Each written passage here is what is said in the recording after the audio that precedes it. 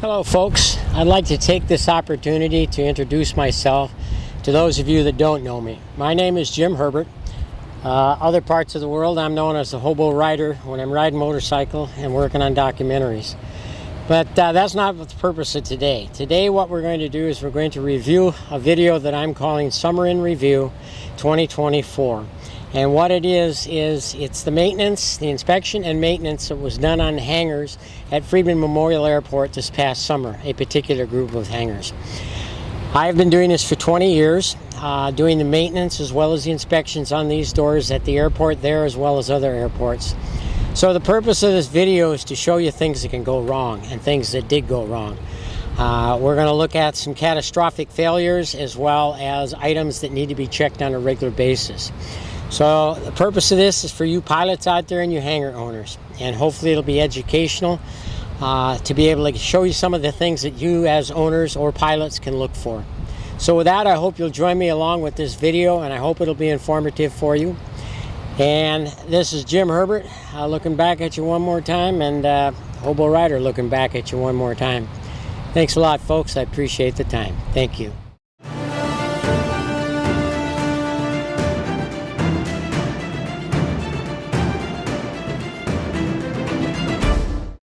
Well, I thought I'd start this video by looking at some of the, I'm not really going to call them smaller issues because they weren't, but nonetheless, we're going to start with looking at some issues that I found on a 60-foot door on a big hangar, and these are the hangars that up by the airline's parking or north of the airline's parking.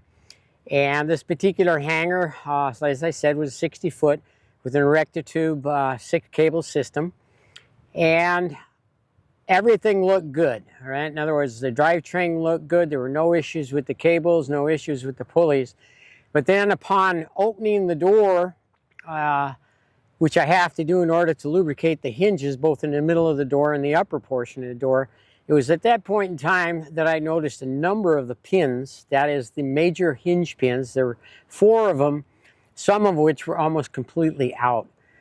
Now, this is a pretty dramatic situation had that not been noticed. If those 4 pins, for example, had actually worked themselves all the way out, and you can see in the images how far some of these were actually out, that this definitely would have created a catastrophic issue, or an issue where the door would have probably fallen or jammed in place. So nonetheless, it just shows how important it is to look at all of the aspects of these lifts when you're doing inspection. So from that, we'll move on to some other issues here. Before we eventually get to the end, which will be a catastrophic failure, which I will go through.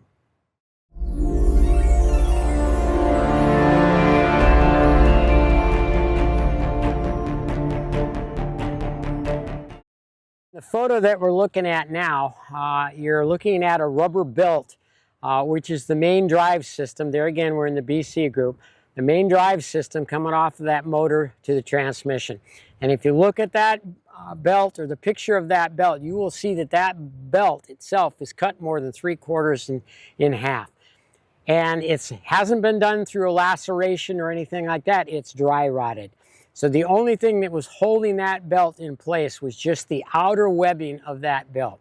There again, it's a 2-cable system, 45-foot door. That rubber belt actually fails, that door's coming down. So it's just another little bit of emphasis on how important these issues are. So that's what you're looking at in this particular photo when you look and you see the crack or the fracture in that belt. It's very, very important to keep these belts in the condition that they need to be. And there again, why do they dry rot?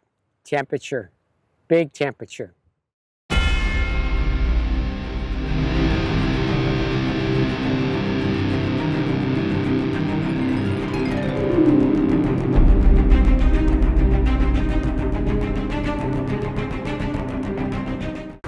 All right, it's time now to talk about the catastrophic failure and exactly how it happened. There again, it's in the BC group, and there was warning, pre-warning that this was actually probably going to happen. And what I mean by that is, when I usually do my stop checks, when I'm doing an inspection, one of the final things I do is I'll run the door up to a certain height, if you will, hit the stop button, and it needs to stop. Same thing as it's going out the limiter switch. Where the limiter switch is set, that door needs to stop. It does not need to keep going past to where the limiter switch was originally set. Same thing going down.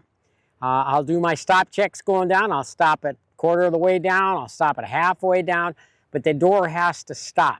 And one of the issues that you will see in the BC group, or actually in any of the hangars, when the limiter switch is going bad or the motor's going bad. In particular, if a motor that does have electric brake and it's doing this, and I'll explain this. You hit the stop switch, that door should stop, all right? If you hit the stop switch and the door's coming down, now you hit the stop switch and the door just starts to continue to creep. That's a bad sign. That's a sign that something, it's either the limiter switch or the motor itself is starting to go bad. There's other issues that can take place there too, for example, a bad belt or a loose belt. But nonetheless, it's a warning sign. And what happened on this particular hangar is, there again, they took the airplane out and somebody was fueling the airplane while another person went to close the door. And of course, one of the things that I'm pretty emphatic about was the fact that you stay at the button. Well, this didn't happen. Pushed the down button, walked out, and walked away. So what happened is the limiter switch failed and the door came down, and it came down with enough force. When you see these things fail and do this, it's pretty dramatic. So what it did is it came down and built its speed up as it comes down, bounces off the floor. When it bounces off the floor, the cables go slack. And in this particular situation, they wound up backwards and the motor kept going, which took the door up and locked it in an up position. Remember, this is a 2-cable door. One of the cables was basically cut in half, and you'll be able to see that.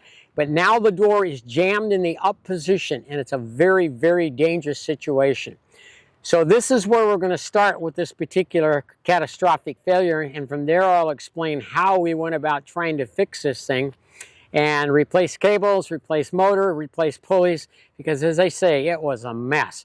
But I guess what I'm trying to really emphasize here is the fact that when you push that stop button, stay at the button, please. When you push that stop button, that door should stop. You should not see creeping. As that creeping, when it really gets bad, you'll start to see it creeping, and then it builds up speed, builds up speed, builds up speed, and then boom, smash to the bottom.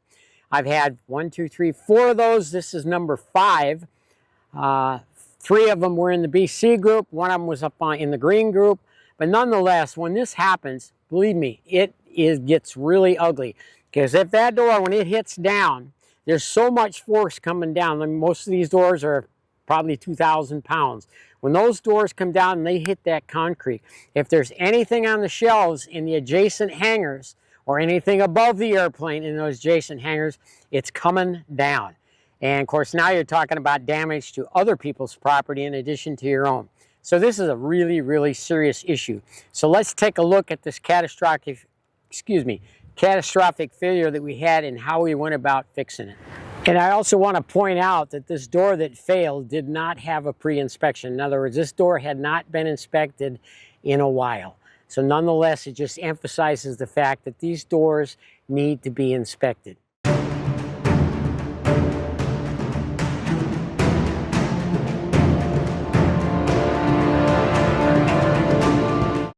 So you see in the picture now this catastrophic failure. The door is actually jammed in the up position. And as previously stated, this is an incredibly dangerous situation because it's 2-cable door, 1 cable's cut in half, and the door is strung just like a string on a banjo. It's tighter than tight. So you cannot get underneath the door. There's no way of putting any kind of lift underneath the door itself to keep it from falling down. It doesn't work. Forklifts don't work for this particular situation. So the option that I came up with was I brought in my friend of mine, Pat Rainey, with the Alpine Tree Service with his crane, with the idea that he would hook me onto the ball of the crane, raise me up to the top of the door, that'd be the upper door panel of the door. I would get lowered down. I'd take a panel out from the center of the door, and then I'd crawl inside that door. Needless to say, I'm hooked up at 2 different points in case that door fails, because there was a high probability that that door was going to fail. So anyhow, I crawled inside with the large webbing, hooked it onto the center of the bottom portion of the door, crawled back out, then I was lowered back down. I went inside while he was able to take up a little bit of tension, enough tension on that cable, in other words, raise it up a little bit more so that I could cut those cables from the inside while being on a high lift. So that's just how I got inside the door in order to release the tension that was on this door. And then at that point, Pat with the crane was able to safely lower the door down without anybody getting either injured or killed. So from there, we'll go into what we found as far as actual damage on the door.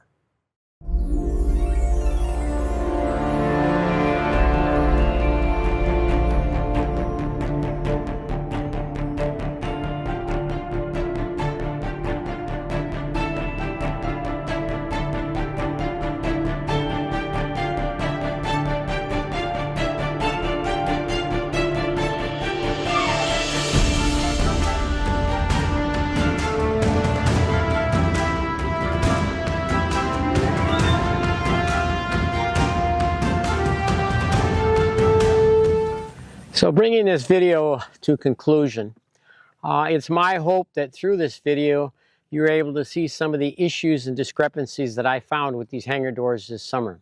And this is only a few. I couldn't present all of them because it would make the video too long. So with that, folks, I'll be returning, I think, mid-June next year.